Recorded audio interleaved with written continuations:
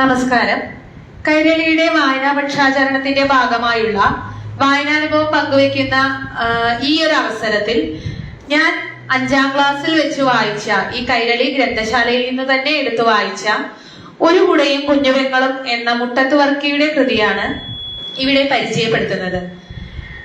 മലയാള സാഹിത്യത്തിൽ എന്നും തിളങ്ങി നിൽക്കുന്ന ശ്രീ മുട്ടത്ത് വർക്കിയുടെ ഒരു രചനയാണിത്.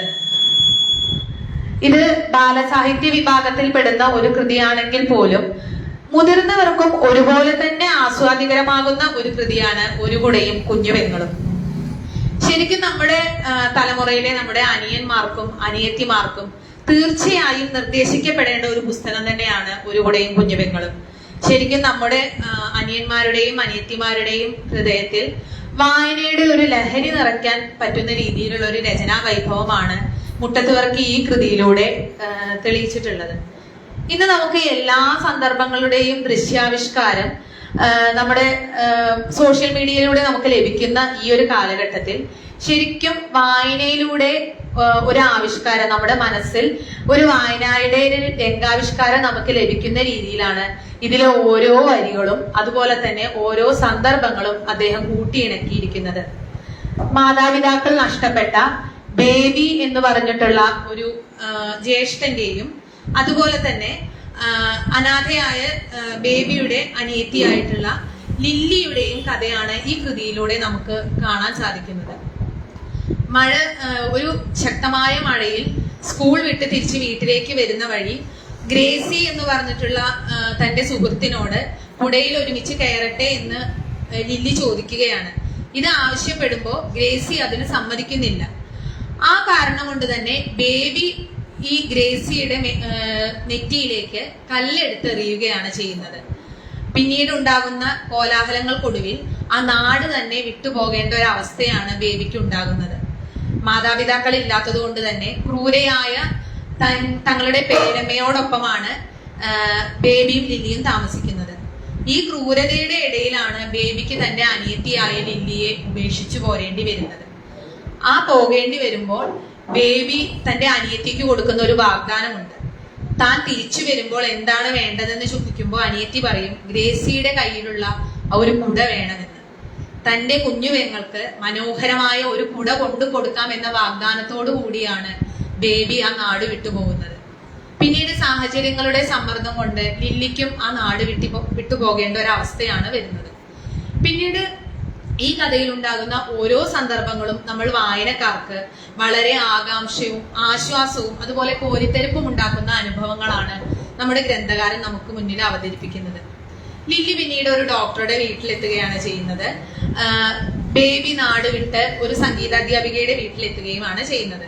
പിന്നീട് ഇതേ ഡോക്ടറുടെ വീട്ടിലേക്ക് ബേബിയും എത്തിപ്പെടുകയും ഈ ഡോക്ടർ അവനെ പഠിപ്പിച്ച് ഒരു ഡോക്ടറാക്കി തീർക്കുകയും ചെയ്യാണ്. അതിനുശേഷം കാലങ്ങൾക്ക് ശേഷം ഒരു യുവതി നമ്മുടെ ഡോക്ടറുടെ അടുത്ത് എത്തിച്ചേരുകയാണ്. ചികിത്സയുടെ അവസാനം ആ ചികിത്സ ഫലവത്താവുമ്പോൾ ഈ യുവതിയും ഭർത്താവും ഡോക്ടർക്ക് സന്തോഷത്തോടു കൂടി പ്രതിഫലം പണമായി നൽകുകയാണ്. എന്നാൽ ആ പ്രതിഫലം ബേബി സന്തോഷത്തോടു കൂടി നിരസിക്കുന്നു. പകരം തനിക്ക് ഒരു കുട നൽകുമോ എന്നാണ് ബേബി ആവശ്യപ്പെടുന്നത്. തെല്ലൊന്ന് അങ്കലാപ്പിലാവുകയാണ് ഈ യുവതിയും ഭർത്താവും. എങ്കിൽ പോലും പിറ്റത്തെ ദിവസം അവർ മനോഹരമായ ഒരു കുടയുമായി ബേബിയുടെ അടുത്തേക്ക് എത്തുന്നു. ഈ കുട പക്ഷെ ഏറ്റുവാങ്ങുന്നത് ബേബിയല്ല, ബേബിയുടെ അനിയത്തിയായ ലില്ലിയാണ്. ആ സന്ദർഭത്തിലാണ് ലില്ലിയോടൊപ്പം തന്നെ നമ്മൾ വായനക്കാരും അറിയുന്നത് ആ യുവതി ഗ്രേസി ആയിരുന്നു എന്ന്. ഇങ്ങനെ മനോഹരമായ അല്ലെങ്കിൽ വളരെ സംതൃപ്തികരമായിട്ടുള്ള ഒരു ജീവിതത്തിന്റെ അവസാനത്തോടു കൂടിയാണ് കഥാകാരൻ നമ്മുടെ കഥ ഇവിടെ അവസാനിപ്പിക്കുന്നത്. ശരിക്കും പറഞ്ഞ ഒരു സഹോദര സ്നേഹത്തിന്റെ പരിശുദ്ധിയും അതുപോലെ തന്നെ രക്ഷിതാക്കളില്ലാത്തതിന്റെ അനാഥത്വത്തിന്റെ ഒരു ദുഃഖവും ഒരു നാണയത്തിന്റെ തന്നെ 2 വശങ്ങളിലായി കാണിക്കുന്ന ഒരു കൃതിയാണ് ഒരു കുടയും കുഞ്ഞുപെങ്ങളും എന്ന് പറയുന്നത്.